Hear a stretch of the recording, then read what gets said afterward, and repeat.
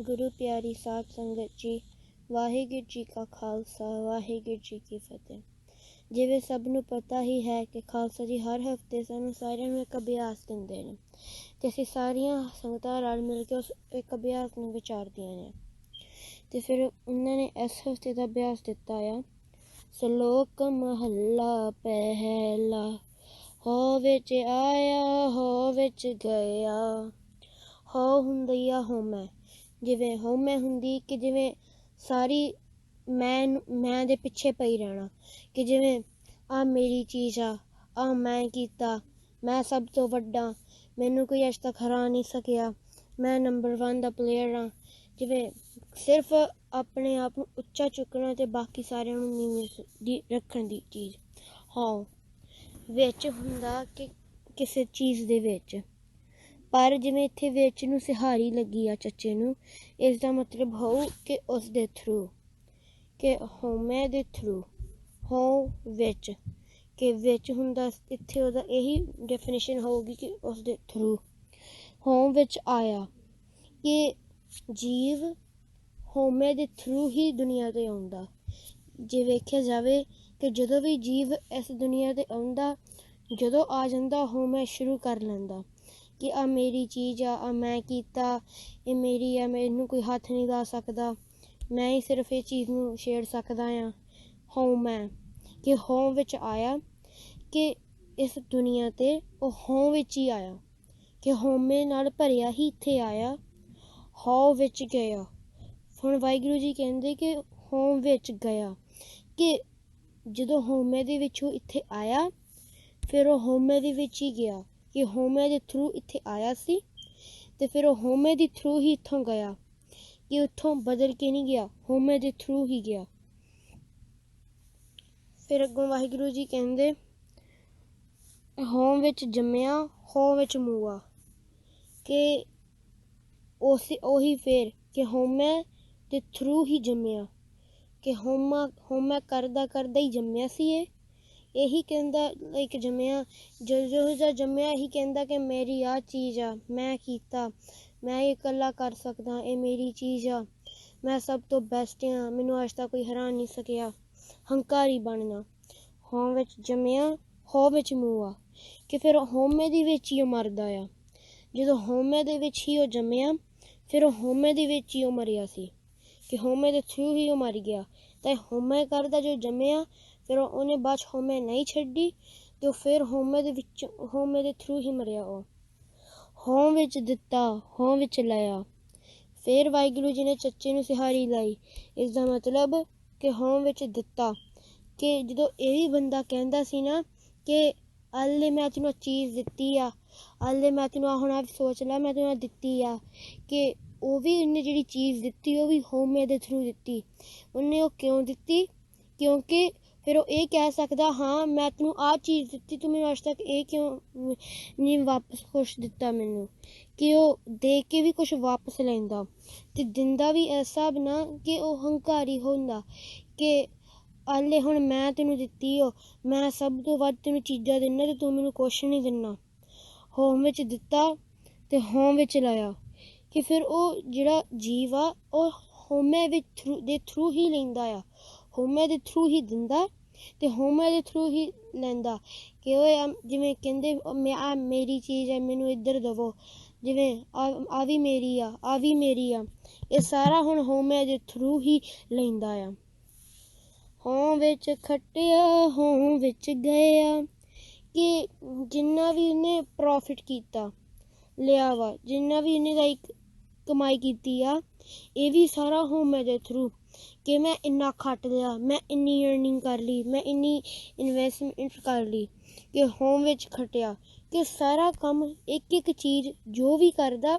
ਉਹ ਹਉਮੈ ਦੇ ਥਰੂ ਹੀ ਕਰਦਾ। ਵਾਹਿਗੁਰੂ ਜੀ ਬਾਰ ਬਾਰ ਕਹਿੰਦੇ ਹੋਂ ਦੇ ਵਿੱਚ, ਕਿ ਹਰ ਵਾਰ ਵਾਹਿਗੁਰੂ ਜੀ ਚੱਚੇ ਨੂੰ ਸਿਹਾਰੀ ਲਾਉਣ ਡੇ ਆ। ਇਸ ਦਾ ਮਤਲਬ ਕਿ ਹਉਮੈ ਦੇ ਥਰੂ ਹੀ ਉਹ ਖੱਟਣ ਡਿਆ ਵਾ, ਕਿ ਹਉਮੈ ਕਰਦਾ ਹੀ ਉਹ ਖੱਟਦਾ ਆ ਅਤੇ ਹਉਮੈ ਕਰਦਾ ਹੀ ਹੋਂ ਵਿੱਚ ਗਿਆ, ਕਿ ਹਉਮੈ ਦੇ ਥਰੂ ਹੀ ਉਹ ਗਵਾ ਲੈਂਦਾ ਆ, ਕਿ ਖੱਟਿਆ ਗਿਆ ਕਿ ਉਹ ਗਵਾ ਲੈਂਦਾ ਆ। ਹੋਂ ਵਿੱਚ ਸੱਚਿਆਰ ਕੂੜੇਆਰ, ਇੱਥੇ ਵਾਹਿਗੁਰੂ ਜੀ ਕਹਿੰਦੇ ਕਿ ਜਿਹੜਾ ਉਹ ਹਉਮੈ ਦੇ ਥਰੂ ਸੱਚ ਈਵਨ ਬੋਲਦਾ ਨਾ, ਉਹ ਵੀ ਹਉਮੈ ਵਿੱਚ ਹੀ ਬੋਲਦਾ ਕਿ ਹਾਂਜੀ, ਜਿਵੇਂ ਸੱਚ ਬੋਲਣਾ ਹੋਵੇ ਕਿ ਚੋਰੀ ਕਿਹਨੇ ਕੀਤੀ, ਉਹ ਵੀ ਕਹੂ ਕਿ ਹਾਂ ਮੈਂ ਕੀਤੀ ਚੋਰੀ, ਕਿ ਉਹ ਆਪਣੀ ਮੈਂ ਨੂੰ ਹਰ ਵਾਰ ਅੱਗੇ ਰੱਖਦਾ ਤੇ ਲਾਈਕ ਹੰਕਾਰੀ ਦੇ ਪੱਖ 'ਤੇ ਰਹਿੰਦਾ। ਉਹ ਕਦੀ ਹੰਕਾਰ ਤੇ ਉਹ ਜਿਵੇਂ ਸਦਾ ਆਪਣੀ ਲਾਈਫ 'ਤੇ ਰਹਿੰਦਾ ਆ ਕਿ ਹਉਮੈ ਦੇ ਥਰੂ ਹੀ ਉਹ ਸੱਚ ਬੋਲਦਾ। ਕਿ ਕਿਸੇ ਨੇ ਪੁੱਛਿਆ ਹੋਵੇ ਕਿ ਇੱਥੋਂ ਆਹ ਚੀਜ਼ ਕਿੰਨੇ ਖੜੀ, ਕਹਿੰਦਾ ਮੈਂ ਖੜੀ ਆ, ਕਿ ਲਾਈਕ ਅੱਗੇ ਮੈਂ ਲਾ ਕੇ ਹੀ ਬੋਲਦਾ ਆ। ਲਾਈਕ ਉਹ ਬੋਲਦਾ ਉਸ ਹਿਸਾਬ ਨਾਲ ਕਿ ਜਿਹੜਾ ਉਹ ਪਤਾ ਲੱਗਦਾ ਕਿ ਹਉਮੈ 'ਚ ਬੋਲਣ ਡਿਆ, ਇਹ ਗਲਤ ਢੰਗ ਨਾਲ ਬੋਲਣ ਡਿਆ। ਤੇ ਹਉਮੈ ਵਿੱਚ ਸੱਚਿਆਰ ਕੂੜੇਆਰ, ਤੇ ਫਿਰ ਜੋ ਝੂਠ ਵੀ ਉਹ ਬੋਲਦਾ ਉਹ ਵੀ ਹਉਮੈ ਦੇ ਥਰੂ ਬੋਲਦਾ। ਸੱਚ ਬੋਲੇ ਤੇ ਉਹ ਵੀ ਹਉਮੈ ਦੇ ਥਰੂ ਬੋਲਦਾ ਕਿ ਹਉਮੈ ਵਿੱਚ ਸੱਚਿਆਰ, ਪਰ ਅੱਗੇ ਫਿਰ ਕੂੜੇਆਰ ਆਉਂਦਾ। ਇਸਦਾ ਮਤਲਬ ਕਿ ਉਹਦੇ ਵਿੱਚੋਂ ਹੀ, ਉਸਦੇ ਥਰੂ ਹੀ ਉਹ ਝੂਠ ਵੀ ਨਾਲ ਬੋਲਦਾ ਆ। ਹਉਮੈ ਵਿੱਚ ਪਾਪ ਪੁੰਨ ਵਿਚਾਰ, ਮਤਲਬ ਕਿ ਇਹ ਜਿਹੜਾ ਵੀ ਜਿਵੇਂ ਇਹ ਪਾਪ ਕਰਦਾ ਆ, ਜਿਵੇਂ ਪਾਪ ਕਰਨਾ ਕਿ ਜਿਵੇਂ ਗਲਤ ਕੰਮ ਕੀਤੇ, ਪੁੱਠੇ ਕੰਮ ਕੀਤੇ ਜਿਹੜੇ ਨਹੀਂ ਸਹੀ, ਉਹ ਵੀ ਇੰਨੇ ਕੀਤੇ, ਪਰ ਉਹ ਇੰਨੇ ਨਾਲ ਹਉਮੈ ਦੇ ਨਾਲ ਕੀਤੇ। ਇੰਦਾ ਨਹੀਂ ਕੀਤਾ ਕਿ ਹਾਂ ਚੱਲ ਮੈਂ ਇੱਕ ਬੰਨੇ ਸਹੀ ਰਹਿ ਲਾਂ, ਪਰ ਨਹੀਂ, ਉਸਨੇ ਪਾਪ ਕੀਤਾ ਤੇ ਉਸਦੇ ਨਾਲ ਪੂਰੇ ਹੰਕਾਰ ਨਾਲ ਕੀਤਾ ਉਸਨੇ ਪਾਪ। ਪੁੰਨ, ਜੇ ਚੰਗਾ ਕੰਮ ਕੀਤਾ ਹਉਮੈ ਵਿੱਚ, ਹਉਮੈ ਦੇ ਥਰੂ ਜਿਹਨੇ ਚੰਗਾ ਕੰਮ ਵੀ ਕੀਤਾ ਉਹ ਵੀ, ਪਰ ਉਹਨੇ ਹਉਮੈ ਨਾਲ ਕੀਤਾ। ਉਹ ਵੀ ਇਹਨੇ ਇਹ ਨਹੀਂ ਕੀਤਾ ਕਿ ਹੁਣ ਚੰਗਾ ਕੰਮ ਕਰਨ ਲੱਗਾ ਕਿ ਮੈਂ ਹੁਣ ਹਉਮੈ ਨਾ ਕਰਾਂ, ਹਉਮੈ ਫਿਰ ਉਹਨੇ ਹਉਮੈ ਕੀਤੀ ਆ। ਕਿ ਹਉਮੈ ਵਿੱਚ ਪਾਪ ਪੁੰਨ ਵਿਚਾਰ, ਤੇ ਫਿਰ ਜੇ ਕਿਸੇ ਦਾ ਵਿਚਾਰ ਕਰਦਾ ਆ, ਪਾਪਾਂ ਦਾ ਵਿਚਾਰ ਕਰਦਾ, ਪੁੰਨ ਦਾ ਵਿਚਾਰ ਕਰਦਾ, ਇਹ ਵੀ ਉਹਨੇ ਹਉਮੈ ਵਿੱਚ, ਹਉਮੈ ਦੇ ਥਰੂ ਹੀ ਕੀਤੀ ਆ ਵਿਚਾਰ। ਹਉਮੈ ਵਿੱਚ ਨਰਕ ਸੁਰਗ ਅਵਤਾਰ, ਇਸ ਦਾ ਮਤਲਬ ਕਿ ਜਿਵੇਂ ਉਹ ਜਦੋਂ ਨਰਕ ਵਿੱਚ ਪਿਆ ਉਹ ਵੀ ਹਉਮੈ ਦੇ ਥਰੂ ਪਿਆ। ਹਉਮੈ ਵਿੱਚ ਨਰਕ ਸੁਰਗ, ਜਦੋਂ ਸੁਰਗਾਂ ਵਿੱਚ ਗਿਆ ਉਦੋਂ ਵੀ ਹਉਮੈ ਨੂੰ ਨਾਲ ਖੇੜਿਆ ਕਿ ਹਉਮੈ ਦੇ ਥਰੂ ਹੀ ਨਰਕਾਂ 'ਚ ਗਿਆ, ਹਉਮੈ ਦੇ ਥਰੂ ਹੀ ਸਵਰਗਾਂ 'ਚ ਗਿਆ। ਅਵਤਾਰ, ਤੇ ਜੇ ਅਵਤਾਰ 'ਤੇ ਗਿਆ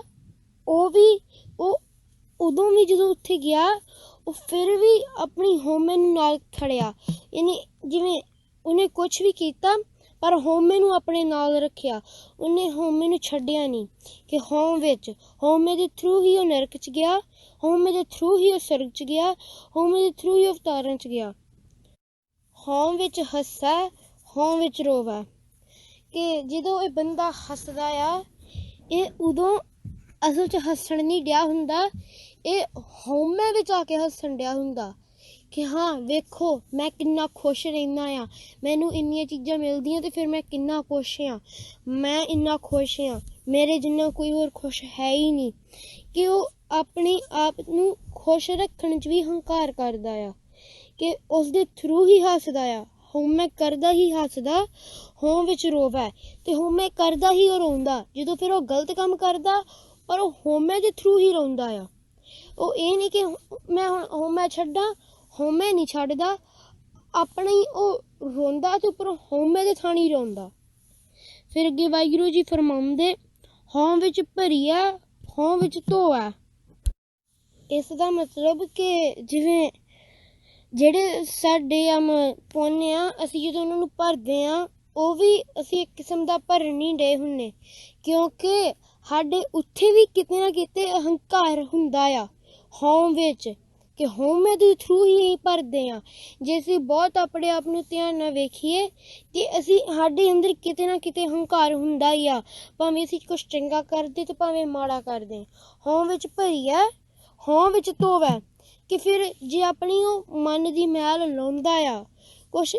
ਜਿਵੇਂ ਵਾਹਿਗੁਰੂ ਜੀ ਨਾਲ ਜੁੜਨ ਦੀ ਕੋਸ਼ਿਸ਼ ਕਰਦਾ, ਉਹ 'ਚ ਵੀ ਉਹ ਹਉਮੈ ਕਰਦਾ ਕਿ ਹਾਂ ਮੈਂ ਜੁੜਨ ਪਿਆ ਸੀਗਾ, ਇਹ ਮੈਂ ਪਾਪਾਂ ਦੀ ਪੁੰਨ ਇਕੱਲਾ ਧੋ ਸਕਦਾ ਆ, ਹੋਰ ਕੋਈ ਨਹੀਂ ਧੋ ਸਕਦਾ।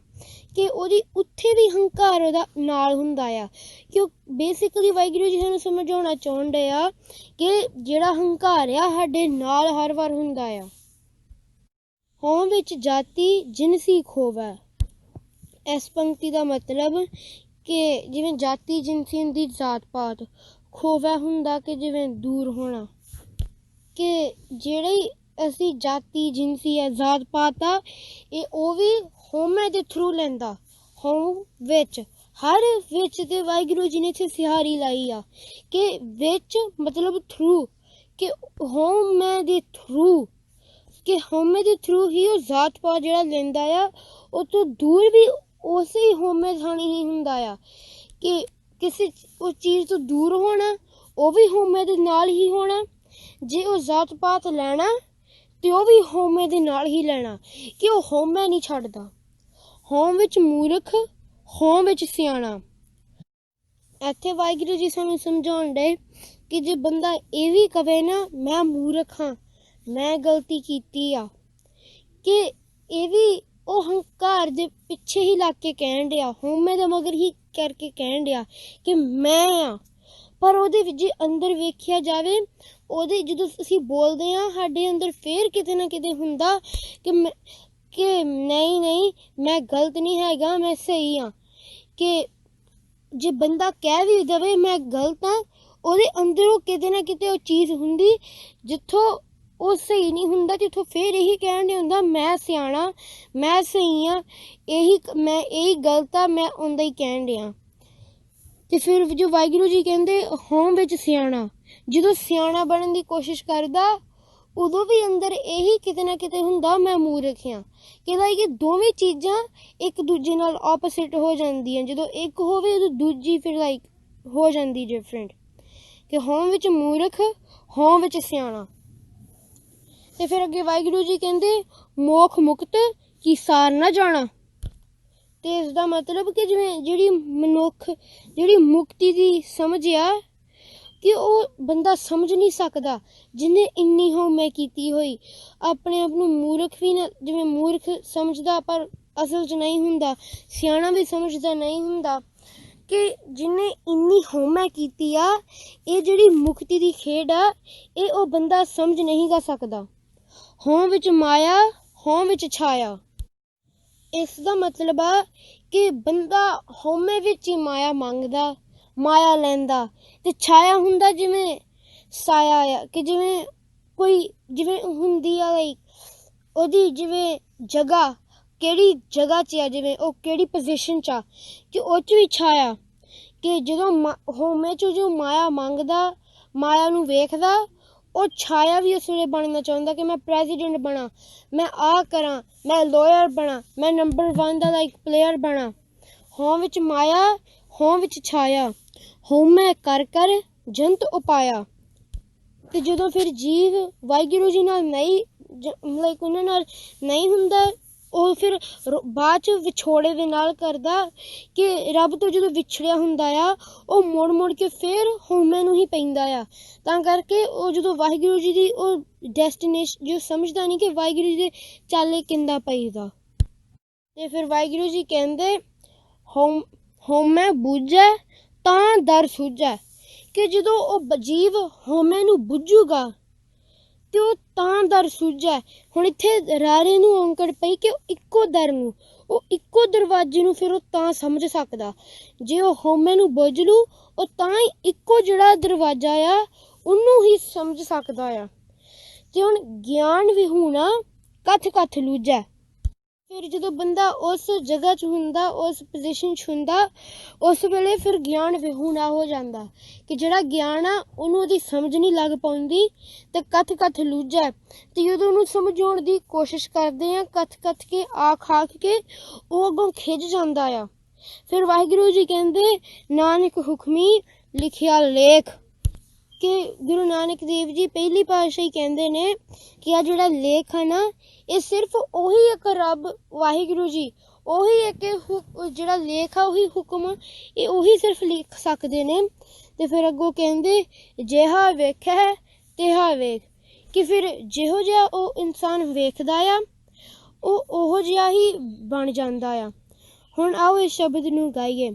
श्लोक महला पहला हों विच आया हो विच गाया गया हो विच जम्मिया हो विच मूआ हो विच ਕੀਤਾ ਹੋ ਵਿੱਚ ਲਿਆ ਹੋ ਵਿੱਚ ਖਟਿਆ ਹੋ ਵਿੱਚ ਗਿਆ ਹੋ ਵਿੱਚ ਸੱਚਿਆਰ ਕੂੜਿਆਰ ਹੋ ਵਿੱਚ ਪਾਪ ਪੁੰਨ ਵਿਚਾਰ ਹੋ ਵਿੱਚ ਨਰਕ ਸੁਰਗ ਅਵਤਾਰ ਹੋ ਵਿੱਚ ਹੱਸੈ ਹੋ ਵਿੱਚ ਰੋਵੈ ਹੋ ਵਿੱਚ ਭਰੀਐ ਹੋ ਵਿੱਚ ਧੋਵੈ ਹੋ ਵਿੱਚ ਜਾਤੀ ਜਿਨਸੀ ਖੋਵੈ ਹੋ ਵਿੱਚ ਮੂਰਖ ਹੋ ਵਿੱਚ ਸਿਆਣਾ ਹੋ ਮੋਖ ਮੁਕਤ ਕੀ ਸਾਰ ਨ ਜਾਣ ਹੋ ਵਿੱਚ ਮਾਇਆ ਹੋ ਵਿੱਚ ਛਾਇਆ ਹੋ ਮੈਂ ਕਰ ਕਰ ਜੰਤ ਉਪਾਇਆ ਹੋ ਮੈਂ ਬੂਝੈ ਤਾਂ ਦਰ ਸੂਝੈ ਗਿਆਨ ਵਿਹੂਣ ਕਥ ਕਥ ਲੂਝੈ ਨਾਨਕ ਹੁਕਮੀ ਲਿਖਿਆ ਲੇਖ ਜਿਹਾ ਵੇਖੈ ਤਿਹਾ ਵੇਖ ਨਾਨਕ ਹੁਕਮੀ ਲਿਖਿਆ ਲੇਖ ਜਿਹਾ ਵੇਖੈ ਤਿਹਾ ਵੇਖ। ਗੁਰੂ ਪਿਆਰੀ ਸਾਧ ਸੰਗਤ ਜੀ, ਭੁੱਲਾਂ ਚੁੱਕਾਂ ਦੀ ਖਿਮਾ ਸਰਬੱਤ ਸੰਗਤ ਨੇ ਸਾਰੀ ਜੀਆਂ ਦੀ ਅਰਦਾਸ ਕਰਨੀ। ਵਾਹਿਗੁਰੂ ਜੀ ਕਾ ਖਾਲਸਾ, ਵਾਹਿਗੁਰੂ ਜੀ ਕੀ ਫਤਿਹ।